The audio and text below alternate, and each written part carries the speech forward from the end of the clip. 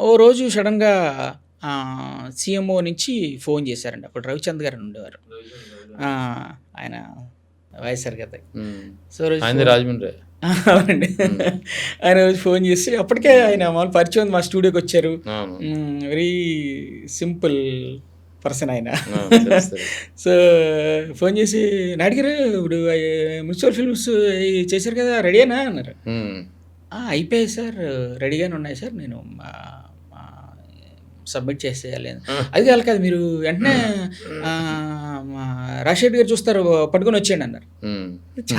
మీకు షాకా? అంటే అసలు ఇదేంటి ఈయన కరెక్ట్‌గానే చెప్పారా? నేను కరెక్ట్‌గానే విన్నానా? ఎంతసేపులో వస్తారన్నారు. అంటే అవుట్‌పుట్ అది మా స్టూడియోలో కదా! అంతా రెడీగా ఉందండి. సార్ వచ్చేయడం సార్, ఇక్కడి నుంచి బయలుదేరి రావడం ఎంత మ్యాక్సిమం అంతా గంటలో వచ్చేస్తాను సార్. అది వచ్చేయండి, ఇలాగా మీరు అక్కడ దగ్గరికి వచ్చి నాకు ఫోన్ చేయండి అన్నారు. వెంటనే మా కృష్ణరాజుకి ఫోన్ చేశాను. ఊరికేరా రాజశేఖర్ గారు చూడడం ఏంటి, నిజమేరా నువ్వు వచ్చి వెంటనే కార్లో వెంటనే బయలుదేరాలి. వెంటనే బయట గేట్ పాస్ పెట్టారు. ఇమ్మీడియట్‌గా లోపలికి ఇంకా మా కార్ నెంబర్ చెప్పమన్నారు. డైరెక్ట్‌గా పంపించారు. డైరెక్ట్‌గా అప్పుడు డి బ్లాక్ అనుకుంటానండి రాజశేఖర్ గారిని. D block.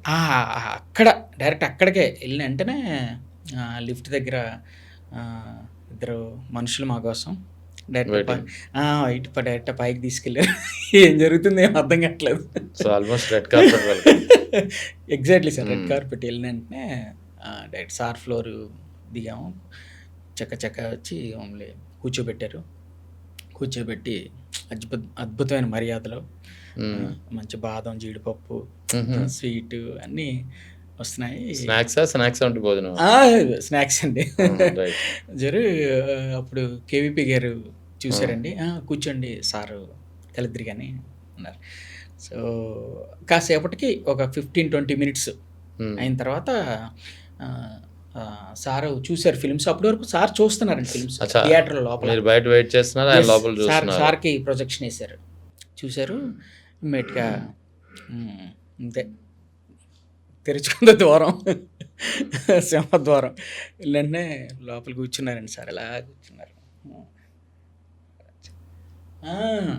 రండి చూశాను మిమ్మల్ని, మంచి వెటకారం మీకు.